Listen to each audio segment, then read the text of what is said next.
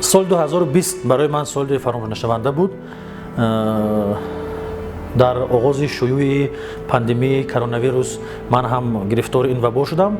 қариб 20 рӯз дар бемористон бо марг даст ба гиребон будам. ба ҳар ҳол шукр ки зинда мондам ва фикр мекунам ки он изтиробу он аҳволе ки дар ҳамин сол доштам ҳеҷ гоҳ аз ёдам намеравад.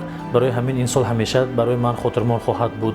шукри худо ки наздикону пайвандони ман зинда саломат монданд, бемор нашуданд. ман аз ин шукргузор ҳастам.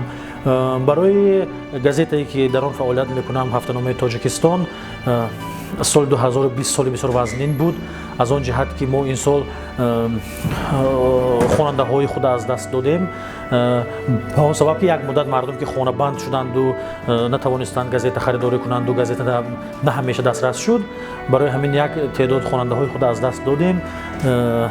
бо як теъдод онҳое ки ба газета реклама медоданду фаъолияташон дар ин давра каме суст шуд, ҳамкориамон суст шуд. яъне барои газета аз лиҳози иқтисодӣ соли бисёр душвор буд. лекин хушбахтона мо ягон ҳафта ист накардем, ҳама ҳафта газетая баровардем мувофиқи нақша ва ҳамеша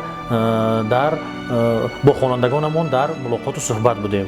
умедвор ҳастам ки соли 2021 соли бобарор хоҳад буд, ҳам барои худи ман, ҳам барои газетаи Тоҷикистон ва мо албатта ба ҳамон ҳаҷрое бармегардем ки як сол ду сол пеш доштем.